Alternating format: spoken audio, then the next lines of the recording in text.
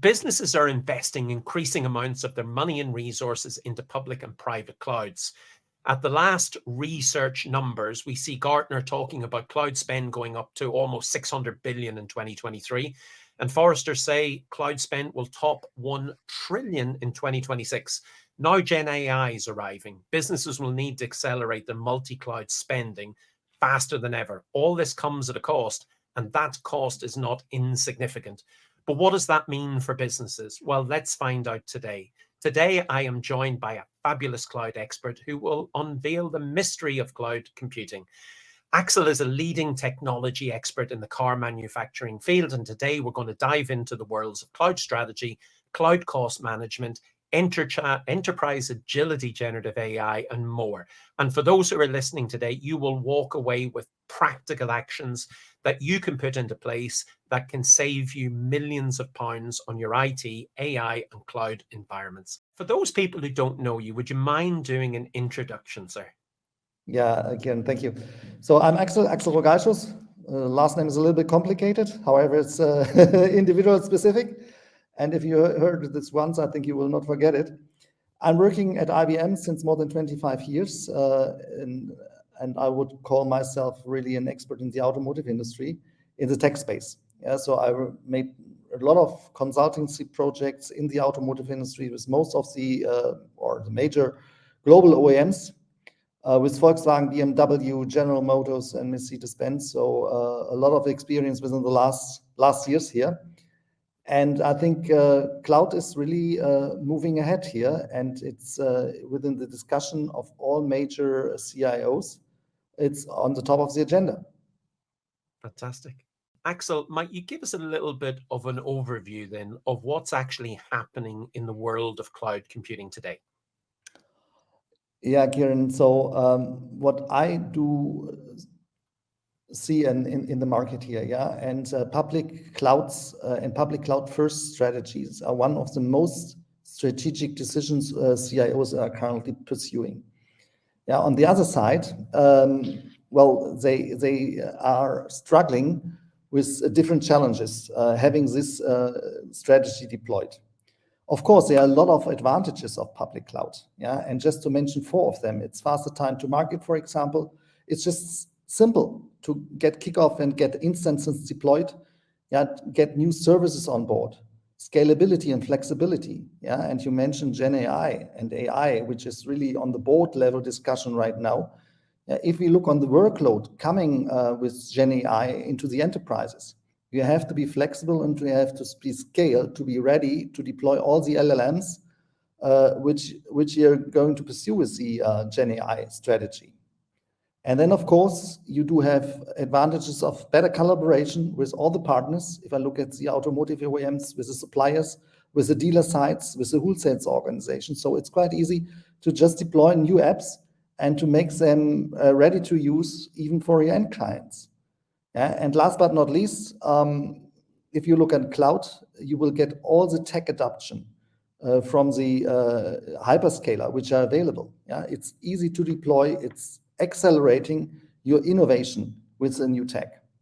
And so I do not want to discuss all the negative aspects of public cloud. Yeah, there are a lot of advantages here. However, if you look on the dark side of the cloud first strategy, yeah, and then I think this is something CIOs really get worried about. And not only the CIOs, also the CFOs. And also the procurement organization. Yeah? So if you look at the explosive costs, unplanned costs, intransparency of costs. Yeah, so if you look, for example, in the automotive industry, all the ADAS data you have available from the cars, if you load all the ADAS data into the public cloud, yeah, your costs will explode. And no one is really aware about that, or at least it's not plannable at this point of time. Yeah, and let's think about another perspective. Yeah, so if you do not have a strategy in place, yeah, which application workload should run on which infrastructure platform? Yeah, you will run into a mess. And I think these are challenges CIOs has to decide right now, starting from the strategy up to the deployment. And if I look in our estimations, what we have done within IBM Institute for Business Value, our expectation for 2025 is that public cloud first strategies will be replaced by multi-hybrid cloud strategies. We do expect approximately 50% of the total workload of one enterprise will be SaaS or public cloud. 25% will be private cloud, especially for enterprise with an appropriate size. Yeah, and the rest, 25%, will be still on-prem. If we look, for example, on planned applications, where we really have critical data on the plant level, why is this appropriate to move this in the public cloud? You mentioned generative AI in your response. It's a technology that's hot on the heels for CIOs of Web 3.0, the metaverse, and everything else. Now, the data and infrastructure requirements to enable a data-driven culture that also allows businesses to gain competitive advantage from AI appears substantial in terms of the cost and the resources. Does this mean that businesses and CIOs have no choice but to invest more money in the cloud just to survive in the near term future, because that's going to impact on top of what you've just mentioned a second ago? Kieran, definitely. Yeah. So GenAI enables us really to do amazing things. And if we talk about GenAI, we should not also forget everything about MLOps and AI, which will include the workloads on top of this. Yeah, so if you really want to deploy, you really need scalability and flexible infrastructure. And the demand of IaaS and infrastructure, so demand for the whole compute stack, will increase dramatically.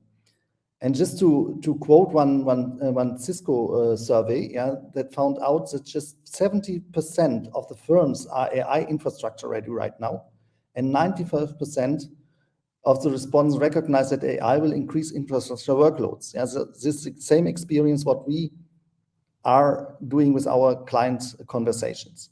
And I think if you have this as an assumption, if you really want to accelerate this generative AI, you really have to think about where to put which workload in your multi-hybrid cloud environment. So yes, it is really critical for business to get your cloud spent and methods good for order now. Yeah, so on the other side, it's really your cloud costs, but also the on-prem costs in the multi-hybrid cloud environment. Responsible leading business are thinking about this, of course. Yeah, it's not only a CIO discussion, it's a CFO discussion, it's a CEO discussion. Yeah, because if you look at the transformation of the automotive industry right now, cost pressure is everywhere. It's really everywhere. Yeah, and this is, of course, related to the IT infrastructure in a whole. And not just about generative AI, yeah, and I mentioned this also, but for AI in general, MLOps is another example. Where to put the investment dollars when it comes spending on tech to drive this business strategy. Yeah, thinking also about the whole digital transformation will increase on top of GenAI, the workload on the infrastructure in the automotive industry. Yeah, and if you look at the OEMs and the CIOs, they are thinking about their investment in multi-cloud right now and how to adopt excellent cloud financial management discipline and cultural practices, yeah, that maximize the business value at the end in hybrid multi-cloud environments, as they manage trade-offs between speed, cost, and performance. I think these three dimensions has to be aligned in a proper manner. Well, you mentioned those, Axel. What are some of the solutions that you feel are open to businesses to maximize the benefits they get from multi-hybrid cloud? You've mentioned FinOps and AIOps. Not everybody might be familiar with those. If you wouldn't mind just explaining those, but what else can you do to put organization, financial discipline, transparency around this so you get the most benefit from your multi-hybrid cloud infrastructure? Yeah, so multi-hybrid cloud, as said, if we accept that this is the right strategy, yeah, you have to really manage the cost across the whole portfolio. Yeah, with FinOps, you mentioned, you only look for the cloud costs. Yeah, creating transparency about the cloud costs, but the technical business management, so-called also TBM, yeah, is really to look for the whole compute stack in your multi-hybrid cloud environment. Yeah, for cloud, private cloud, public cloud, on-prem, as well as on SaaS solutions. Yeah, and if you have this transparency with the TBM approach, yeah, then I think this is a starting point, yeah, to get the right actions in place, to analyze And at the end, and you mentioned also AIOps, this is somehow the execution of the actions you have identified based on the analytics.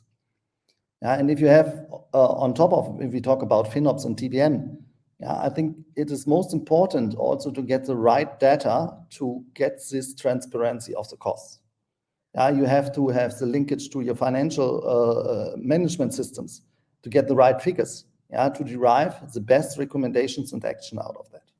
So I think this is quite important. It's not only just a job to implement one software, and then everything is going into the right direction. No, it's more, it's cultural change, it's a strategic decision at the beginning, and then execution at the end. I love the joined up nature of all of that. There's dots there that are definitely joined. You mentioned a moment ago, multi-hybrid cloud.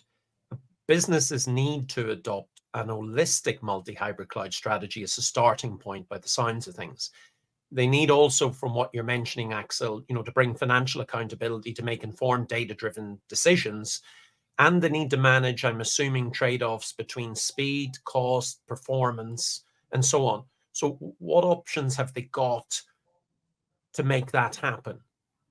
Again, that's a good point. And let's focus on 4 things business need to do in order to make informed, data-driven decisions to manage the trade-offs between these 3 elements, speed, cost, and performance you mentioned, because this has to be balanced right.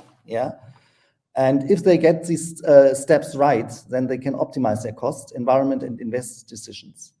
An ideal scenario which business can get is a cost-efficient performance environment with unnecessary cash spent on cloud-free to invest for the future in better ways. And let's focus on the four points I want to point out. So first is the strategy. Really to create a multi-hybrid cloud strategy and really not a public cloud first strategy. Business needs to adapt a holistic cloud strategy as our starting point.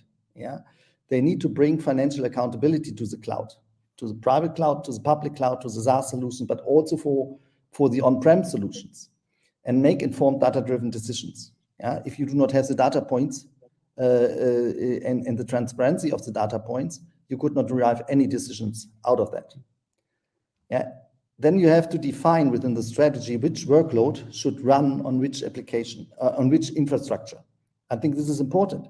As we discussed earlier, Kieran, I think not every workload is appropriate to be deployed on public cloud, but also I must admit, not every workload is appropriate to deploy on-prem.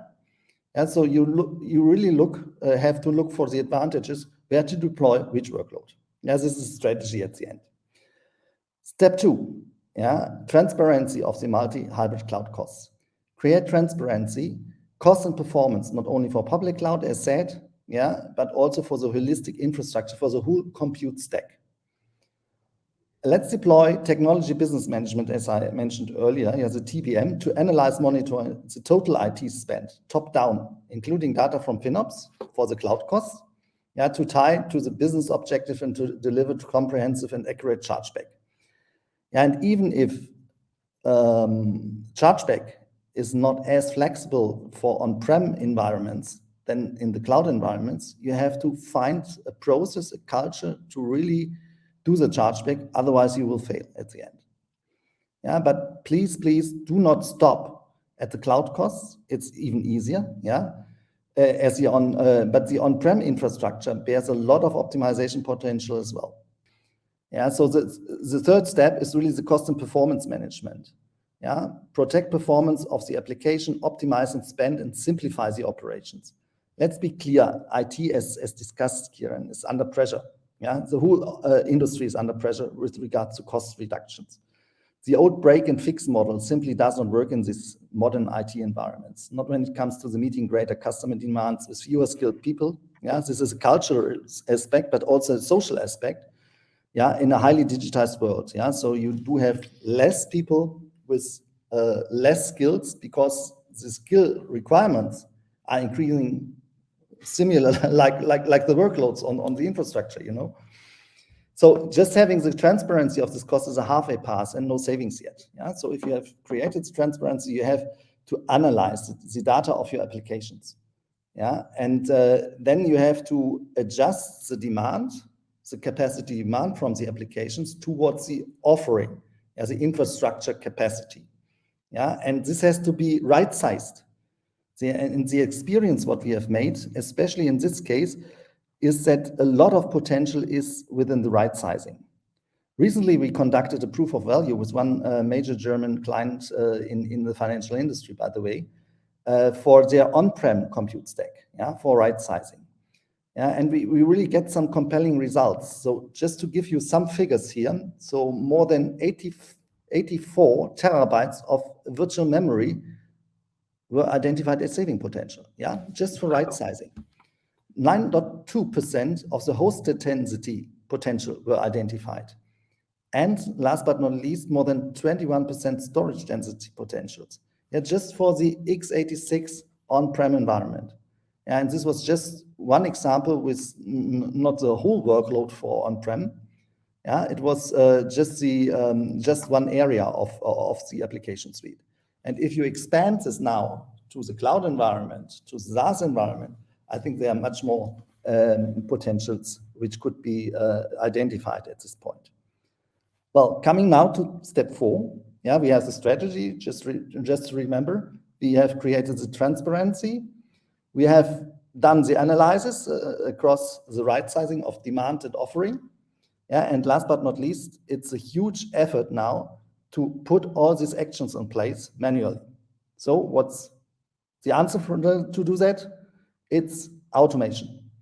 Yeah, so automatic deployment and execution of the recommendations the system has done for right sizing.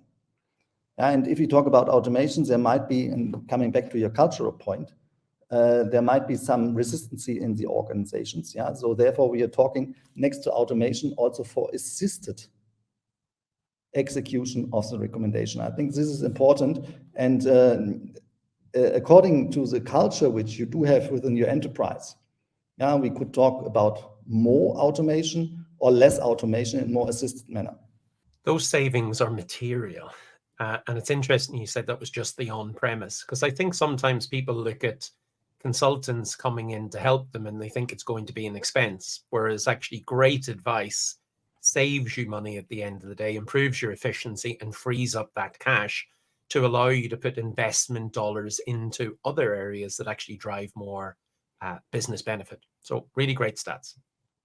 Axel, we've talked about cloud strategy, but how important is a cloud-first culture to string all this together?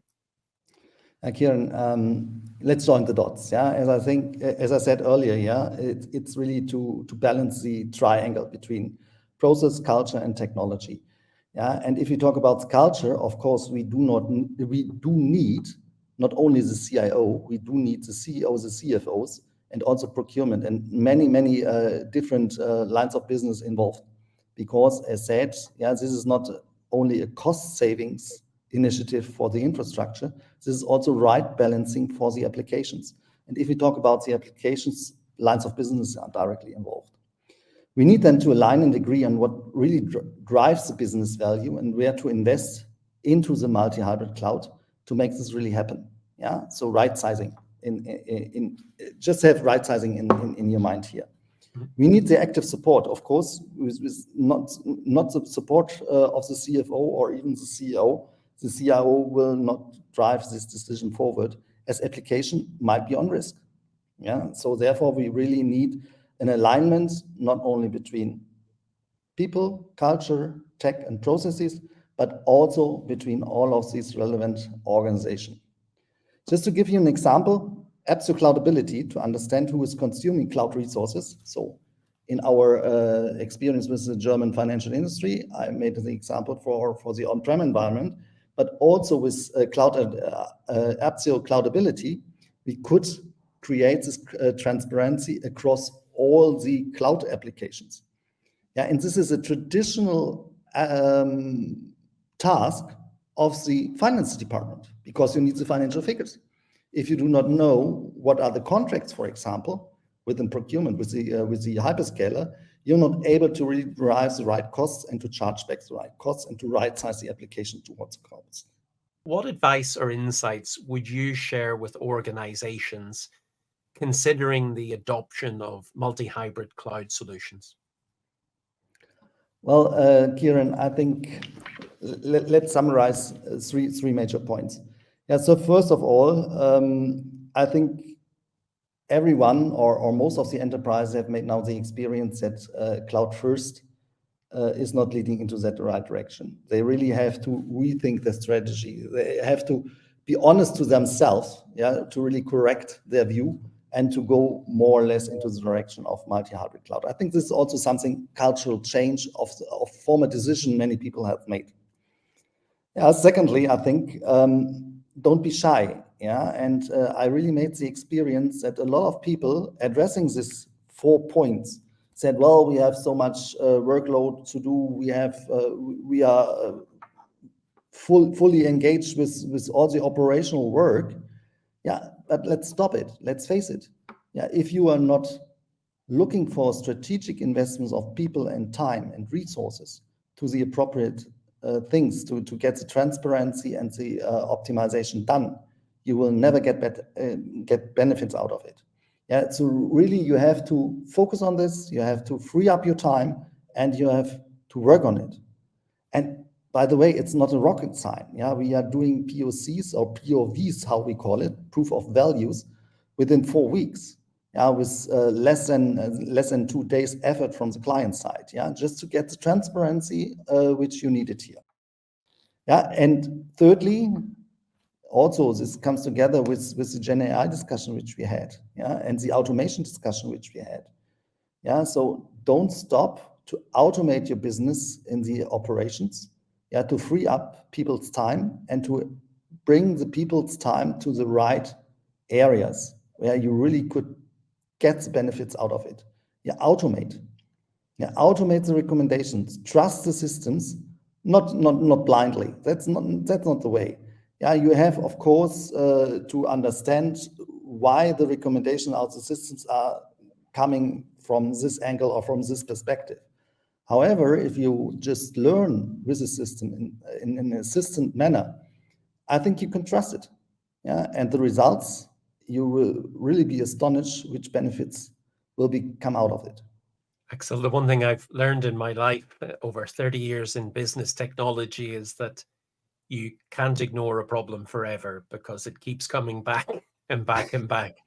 And it feels hard tackling some of the meteor problems, but the meteor challenges are all solvable.